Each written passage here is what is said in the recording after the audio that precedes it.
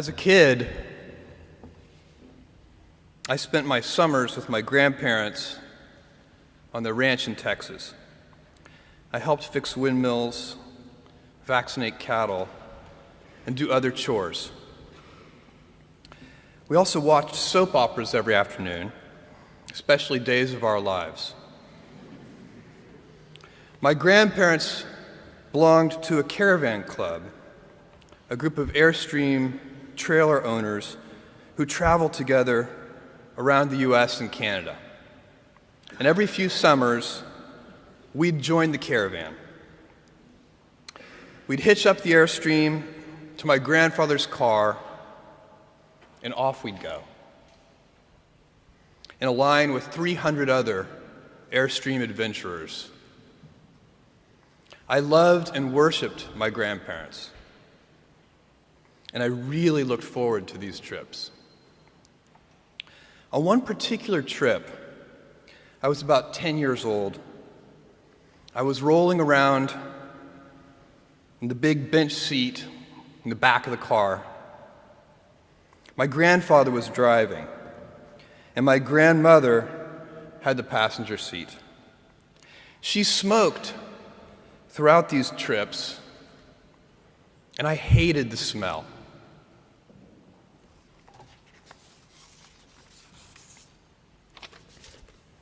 At that age, I'd take any excuse to make estimates and do minor arithmetic.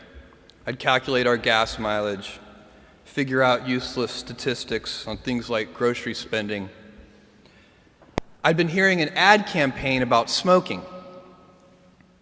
I can't remember the details, but basically the ad said, every puff of a cigarette takes some number of minutes off of your life. I think it might have been 2 minutes per puff. At any rate, I decided to do the math for my grandmother. I estimated the number of cigarettes per day, estimated the number of puffs per cigarette, and so on.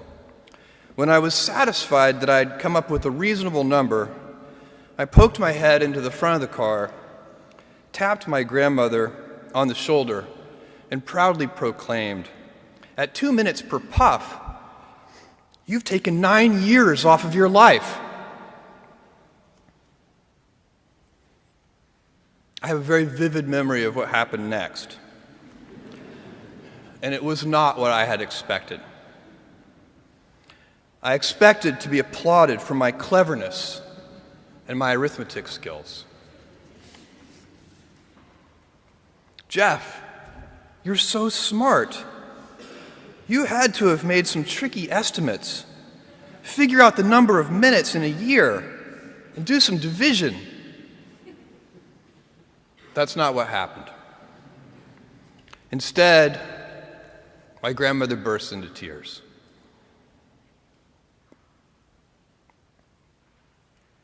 I sat in the back seat, didn't know what to do, while my grandmother was crying. My grandfather, who'd been driving in silence, pulled over onto the shoulder of the highway. He got out of the car and came around and opened my door and waited for me to follow. Was I in trouble? My grandfather was a highly intelligent, quiet man. He had never said a harsh word to me, and maybe this was to be the first time. Or maybe he would ask that I get back in the car and apologize to my grandmother. I had no experience in this realm with my grandparents, and no way to gauge what the consequences might be. We stopped beside the trailer.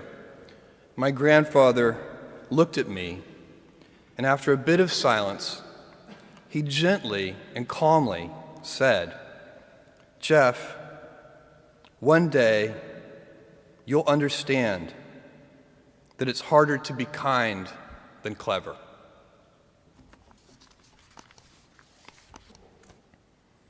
What I want to talk to you about today is the difference between gifts and choices.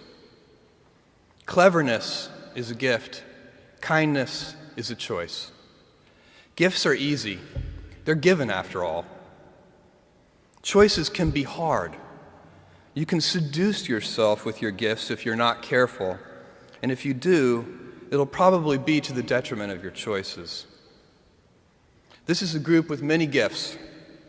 I'm sure one of your gifts is the gift of a smart and capable brain. I'm confident that's the case because admission is competitive, and if there weren't some signs that you're clever, the dean of admissions wouldn't have let you in. Your smarts will come in handy because you will travel in a land of marvels. We humans, plodding as we are, will astonish ourselves. We'll invent ways to generate clean energy, and a lot of it.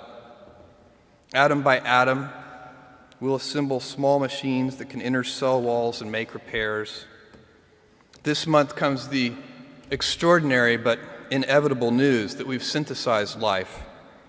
In the coming years, we'll not only synthesize it, but engineer it to specifications. I believe you'll even see us understand the human brain. Jules Verne, Mark Twain, Galileo, Newton, all the curious from the ages would have wanted to be alive, most of all, right now. As a civilization, we will have so many gifts, just as you as individuals have so many individual gifts as you sit before me. How will you use these gifts? And will you take pride in your gifts or pride in your choices? I got the idea to start Amazon 16 years ago. I came across the fact that web usage was growing at 2,300% per year, and I'd never seen or heard of anything that grew that fast. And the idea of building an online bookstore with millions of titles, something that simply couldn't exist in the physical world, was very exciting to me. I just turned 30 years old, and I'd been married for a year. I told my wife, Mackenzie, that I wanted to quit my job and go do this crazy thing that probably wouldn't work, since most startups don't, and I wasn't sure what would happen after that. Mackenzie, also a Princeton grad and sitting here in the second row, told me I should go for it. As a young boy, I'd been a garage inventor. I'd invented an automatic gate closer out of cement-filled tires, a solar cooker that didn't work very well out of an umbrella and aluminum foil, baking pan alarms to entrap my siblings. I'd always wanted to be an inventor, and she wanted me to follow my passion. I was working at a financial firm in New York City with a bunch of very smart people, and I had a brilliant boss I much admired. I went to my boss and told him I was going to start a company selling books on the internet. He took me on a long walk in Central Park, listened carefully to me, and finally said, "That sounds like a really good idea, but it would be an even better idea for someone who didn't already have a good job." That logic made some sense to me, and he convinced me to think about it for 48 hours before making a final decision. Seen in that light, it really was a difficult choice, but ultimately, I decided I had to give it a shot. I didn't think I'd regret trying and failing, and I suspected I would always be haunted by a decision to not try at all. After much consideration, I took the less safe path to follow my passion, and I'm proud of that choice. Tomorrow, in a very real sense, your life, the life you author from scratch on your own, begins. How will you use your gifts? What choices will you make? Will inertia be your guide, or will you follow your passions? Will you follow dogma, or will you be original?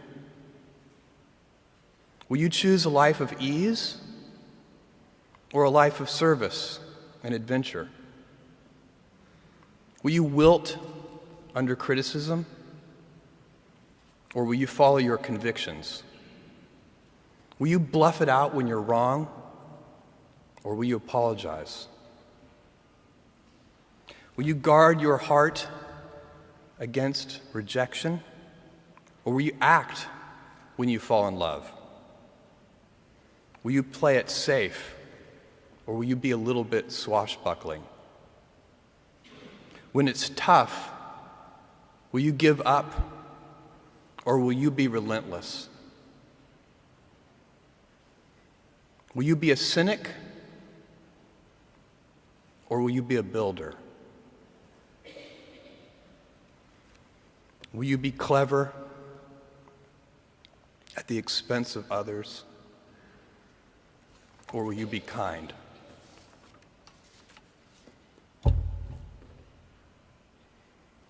I will hazard a prediction.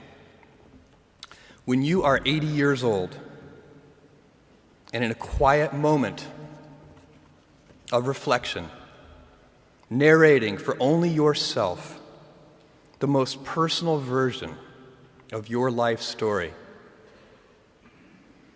the telling that will be most compact and meaningful will be the series of choices you have made. In the end, we are our choices. Build yourself a great story. Thank you, and good luck.